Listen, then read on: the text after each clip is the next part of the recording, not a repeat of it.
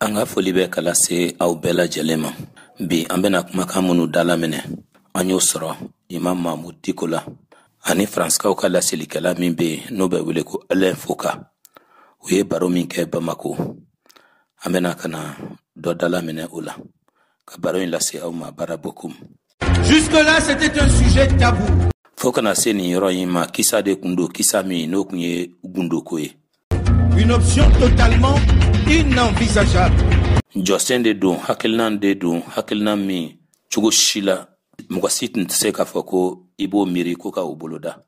Pourtant, après 8 années de guerre et des milliers de morts, o bɛɛ n'a ta san 8 kɛlɛ tɛmɛnen kɔfɛ ni o kɛra sababu ye ka mɔgɔ 1000 sigiyɔrɔma caman k'olu bɔnɛ o nin na.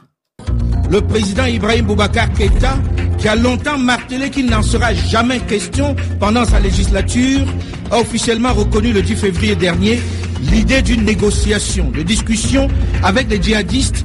Jamana kuntigi Ibrahim Boubacar Keïta a mena nin ko kunna wa dama se ama abada aka fanga kɔnɔna. O labana kana sɔn a ma kungo gwɛkalo n'o ye san kalo 2 tile 10 tɛmɛnen ye. A sɔnna hakilinan ma hakilinan min ni o bɛ tali kɛ sigi ka fɔ la. Kuma ɲɔgɔnyaw ni jahadi mɔgɔw ye ni o ye dinɛ fatɔ tigilamɔgɔw ka kulo mɔgɔw ye. Qui ensanglante le Mali en particulier et la région sahélienne en général. Olu minnu ni olu bɛ ka joli bɔn Mali kɔnɔ kɛrɛnkɛrɛnnenya na ani Sahel kafobolo kɔnɔna na bakuruba la. Comment comprendre ce qui ressemble à un rétropédalage? Nin bɛ se ka faamuya cogo di fɛn min ni a bɔlen bɛ Siginko Barafé. Aveu d'impuissance ou nouvelle stratégie plus réaliste devant l'aggravation de la situation. Yala jongwala ndesera o kuma de don wa walima fɛrɛ kura de don fɛrɛ kura min ni o ye tiɲɛ lakika ye ka kɛɲɛ ni lahalaya yɛrɛ gɛlɛya cogo ye. L'échec de la seule option militaire. Est-ce possible de combattre les groupes djihadistes? Jɔsen kelen pe min kun bɛ yen ni o de ye k'a fɔ ko ka kɛlɛ kɛ ni nantigi kulu ye ni dɛsɛ kɛra o la yala mɔgɔ bɛ se ka jahidi kulu ninnu ka olu kɛlɛ wa? Qui tue sans discernement et de façon aussi barbare et de dialoguer en même temps avec eux. Olu minnu ni olu bɛ fagali kɛ ka taa sɔrɔ u ma wolomali kɛ mɔgɔ si ta fan fɛ wa u b'a kɛ ka na gɛlɛya dan bɛɛ kɔnɔna na ani ka tila fɛnɛ ko ka kuma ɲɔgɔnya kɛ ni o mɔgɔ kelenw ye. Est-ce que ce n'est pas antinomique? Yala o tɛ fɛn ye fɛn min ni a bɛ a yɛrɛ sɔsɔ wa? Des dizaines de mouvements et bandes armées violents qui menacent l'intégrité du territoire avec lesquels doit-on discuter? Lamagada ni o ye tɔnw ye o tantan sigiyɔrɔma caman minnu bɛ dantɛmɛ walew kofɔ n'o bɛ goniya kofɔ olu minnu ni olu bɛ ka papali kɛ ka ɲɛsin Mali ka kelenya ko ma dugukolo ko sira fɛ yala o mɔgɔ minnu filɛ o ye kuma ɲɔgɔnya ka kan ka kɛ ni olu ye wa? Quelles sont leurs revendications et sont-ils vraiment disposés à baisser les armes?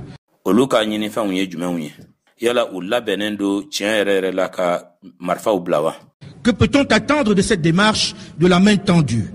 Mɔgɔ bɛ se ka fɛn jumɛn makɔnɔ ka bɔ nin tagabolo yɔrɔ ni o de ye sigi ka kuma fɔbagaw tagabolo ye. Bonjour à tous et bienvenue à la faculté des sciences économiques et de gestion de Bamako.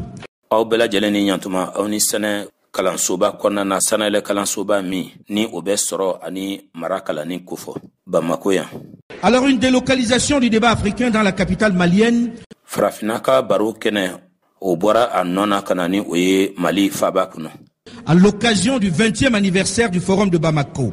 Ka a sababu kɛ lajɛ min tɔgɔ dalen bɛ Bamako la o sigi ko 20 Cadre de discussion des grands sujets continentaux.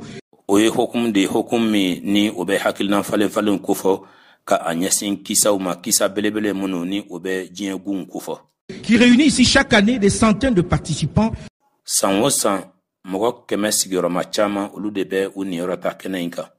Venus à la fois de toutes les régions d'Afrique, mais également d'Europe et d'Asie.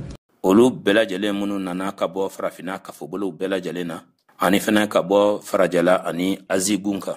Plusieurs invités sur ce plateau installé dans l'amphithéâtre 500 de la faculté des sciences économiques et de gestion de Bamako. Mɔgɔ caman bɛ yen minnu ye mɔgɔ welelenw ye ni olu kɛlen bɛ ka na u sigi kɛnɛ in kan ni kuma bulon kɔnɔna na kuma bulon min ni o fɛrɛta ye ka 1000 kɛ ka 600 kɛ ni o bɛ nin sanayɛlɛ kalansoba in kofɔ kalan min n'a ka baara bɛ taa ka ɲɛsin sɔrɔ ni mara ko ma Bamako yan. L'imam Mahmoud Dicko, ancien président du Haut Conseil islamique malien. Imam Mahmoud Dicko Mali silamɛw ka tɔnba o ɲɛmɔgɔ kɔrɔ don. Il a lancé en septembre dernier la coordination des mouvements, associations et sympathisants, CMAS. A ye kurunbɔkarili kɛ tulafin kalo tɛmɛnen na n'o ye san kalo 9 ye. Toni min bɛ lamagadaw ani jɛkuluw ani kanubaw kofɔ ni o ye CMAS ye ni o bɛ Mahmoud Diko kanubaw kofɔ. Bonjour Imam Mahmoud Diko. Sous vos applaudissements. Ini sɔgɔma Imam Mahmoud Diko, Alain Fouka, ini sɔgɔma. A ye tɛgɛrɛ fɔ. Imam Mahmoud Diko, je pense que vous étiez pour la négociation depuis longtemps. Imam Mahmoud Diko, m'a mérité k'a fɔ ko e kun y'a fɔ ko ka sigi ka fɔ in kɛ kabini wagati jan. Pour vous, le gouvernement capitule. Pour vous, le gouvernement a trouvé la raison. E bolo fanga a dɛsɛra fa ye jɔngwala fɔ. E bolo fanga n'o ye gouvernement ye a ye tiɲɛ sira ye wa. Merci Alain. M'y faut Alain. J'ai effectivement toujours pensé qu'il fallait négocier. Tiɲɛ don ne miirila tuma bɛɛ lajɛlen na k'a fɔ ko sigi ka fɔ de ka kan ka kɛ. Tout simplement parce que je sais l'état dans lequel le Mali se trouve aujourd'hui. Un état faible. Kamasɔrɔ ne b'a dɔn lahalaya min ni Mali bɛ o kɔnɔna na bi. Jamana do jamana min ni a bɔgɔ fiɲɛyalen don. Et il faut avoir le courage de le dire. Wa fo an ka dusu de sɔrɔ jagɛlɛya de sɔrɔ k'o fɔ. Une armée qui est dans une situation très délicate à l'image même de la société malienne aujourd'hui. Nantigikulu u bɛ bolo ka bolo min ni a ka gɛlɛn kosɛbɛ. Mali bɛ ye cogo min na dɛ, nantigikulu fana bɛ o cogo kelen de la. Faire face à une longue guerre comme celle-là. Ka i ɲɛsin kɛlɛ ma, kɛlɛ min ni o kuntagala ka jan i n'a fɔ ni. Une guerre sans fin est très difficile à supporter pour le Mali. Ka kɛlɛ daminɛ kɛlɛ min ni a ka gɛlɛn ni laban cogo t'a la, o dɔɔni kɔni o ka girin Mali ma.